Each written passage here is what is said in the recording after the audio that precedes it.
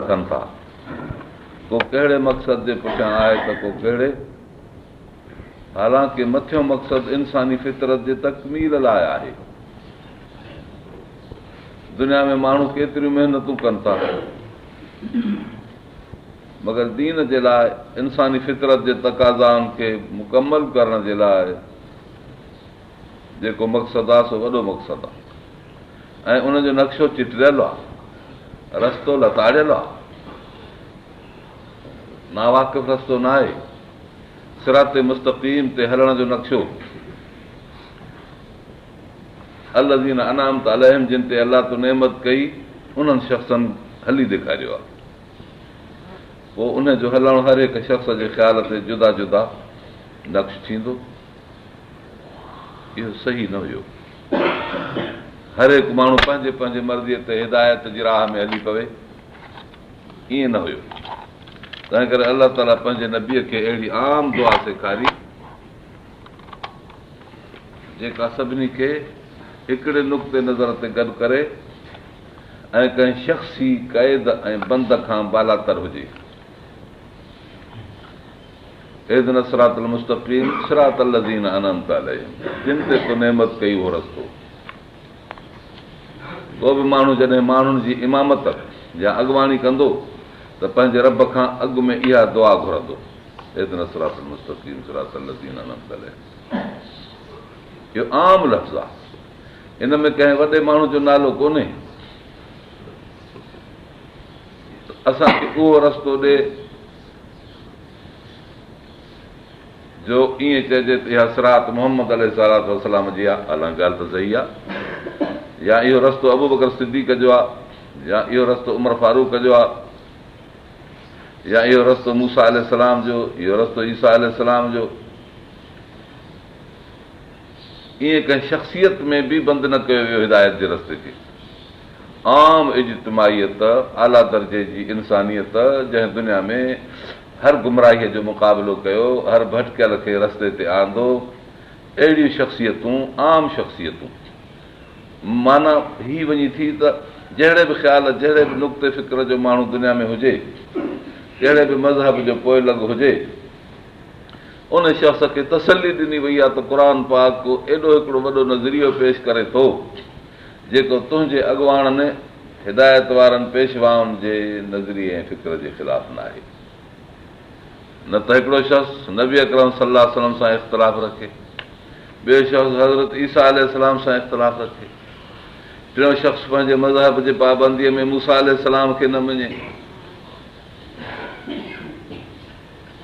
जेकॾहिं असां इन रस्ते जो को कंहिं बि शख़्स जो नालो रखूं हा त इख़्तिलाफ़ जी गुंजाइश हूंदी आहे। पर सिरातल लज़ीना अनअमत अलैहिम, जिन ते तो नेमत कई आहे, हर हिकिड़ो शख़्स पंहिंजे फ़िक्र वारो, पंहिंजे ख़्याल वारो ईअं सम्झंदो त इन में असांजा बि आहिनि। हिन दुआ में अहिड़ो रस्तो तलब कयल आहे जंहिंमें असांजा बि आहिनि। हर हिकु शख़्स खे आसानी सां इन रस्ते ते हलण जो मौक़ो मिलंदो। तंहिं करे दुआ खे आम कयो वियो आहे। इहो नुक़्तो आहे दुआ खे आम करण जो।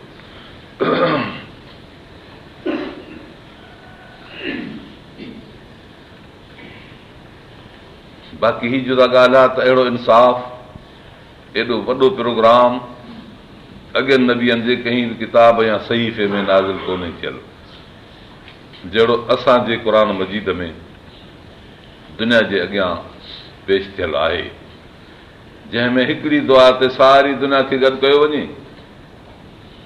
अहिड़ो नज़रियो कंहिं किताब में कोन आयो। हेॾी वॾी ऐं जामियो दुआ जंहिं ते सारी दुनिया जेकॾहिं उन दुआ में शरीक थिए त ज़ाती एतिराज़ कंहिंखे बि कोन्हे। सिरातल लज़ीना अनअमत अलैहिम वॾी दुआ आहे इहा, इहदिना सिरातल मुस्तक़ीम, तूं असांखे पंहिंजो सिधो रस्तो ॾेखार जेको तोॾे थो अचे। एॾी जामियो ऐं वॾी ऐं हिकिड़ी बैनुल अक़वामी दुआ कंहिं मज़हब एॾी न ॾेखारी आहे। अहिड़ी तरह मग़ज़ूब अलैहिम ज़ालिम, जेको सालिस दर्जो आहे, इल्म खां ऐं अमल खां किरियल दर्जो, उन में बि कंहिं ख़ासि शख़्स खे शख़्सी तौरु मुक़ररु न कयो वियो आहे। फिरौन वारे रस्ते खां बचाए, निमरूद जे रस्ते खां बचाए, अबू जहल जे रस्ते खां बचाए न, मग़ज़ूब अलैहिम वलद्दालिन, शैतान जे रस्ते खां बचाए ईअं बि न, मग़ज़ूब अलैहिम वलद्दालिन, जेके इल्म जे लिहाज़ खां अमल जे लिहाज़ खां किरदार ऐं अमल में किरियल आहिनि, अलाह असांखे बचाए। माना इहा बि हिकिड़ी बैनल अक़वामी पनाह, बैनल अक़वामी पनाह आहे, या त अलाह असांखे बैनल अक़वामी पनाह ॾिजांइ, अहिड़े बैनल अक़वामी शर खां असांखे बचाइजे। एॾी जाम दुआ किथे कान थी।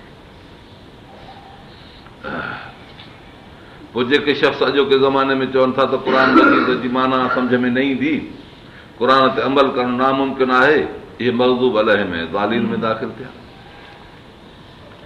ज़ालिन में उहे दाख़िल था जेके चवनि था त मौजूदा दौर में क़ुर ते अमल करणु मुश्किल आहे, क़ुर जो ॼाणणु मुश्किल आहे। इहे मग़ज़ूब अलैहि वल ज़ालिन चवनि था अहिड़े मुआशिरे में क़ुरानी कानून जी शरई हद ऐं सज़ा जारी करणु ऐं इहो आदिलाना निज़ाम क़ुर जो अहिड़े फासिद मुआशिरे में राइज करणु इहो नामुमकिन आहे। इहो मग़ज़ूब अलैहि में वल ज़ालिन में दाख़िल आहिनि।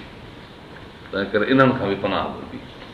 जंहिं जमात में इहो फ़िक्र, इहो नज़रियो आहे त क़ुर ते हिन वक़्तु अमल न करे सघिबो ऐं क़ुर शरीफ़ जो उहो इल्मु वग़ैरह न करे सघिबो, तंहिं करे ॿिया इल्म पढ़ी मिड़ी वक़्तु गुज़ारिजे, इहे एतिरे क़दुरु तड़ियल क़ौमूं आहिनि। इहे तंहिं करे अहिड़े जमातुनि में कीअं दाख़िल थिबो जिन जो एतिरो नज़रियो पस्त पियल आहे, किरियल आहे।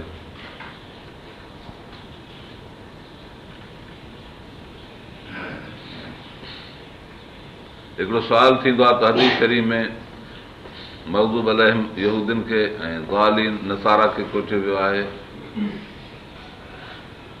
उहा माना वठिजे हा। जवाब हीअ आहे त मफ़हूम कुली जेका बि हूंदी आहे उन जा फ़र्द जहिड़ा बि थियनि। जॾहिं क़ुर पाक नाज़िल थियो आहे तंहिं वक़्त में इन नज़रिए बातिल नज़रिए वारा त अमल बि नामुमकिन आहे दीन ते, दीन जो इल्मु बि नामुमकिन आहे, उन वक़्त में इन मफ़हूम कुली जा फ़र्द यहूद ऐं नसारा उहे त आहिनि, यहूदी नसारा त आहिनि बराबरि। पर हिन असांजे दौर में मुस्लमानी मुआशिरे में अहिड़ा माण्हू लभनि था जेके चवनि था त क़ुर पाक ते अमल नामुमकिन आहे, अहिड़े मुआशिरे में कानून जारी करणु मुश्किल आहे, अहिड़े मुआशिरे में साइंस जे दौर में क़ुर पाक खे रुॻो पढ़ी वेहणु इहो इल्मु पंहिंजे जो क़सूर आहे, उहो कमी आहे। इन मफ़हूम कुलीअ वठण मां उहे बि दाख़िल थी वेंदा। तंहिं करे दाइरे खे महदूद करण जे बजाए इन तरह रखणु इहो बहितर आहे। इन खां बाद लफ़्ज़ आमीन जो अचे थो।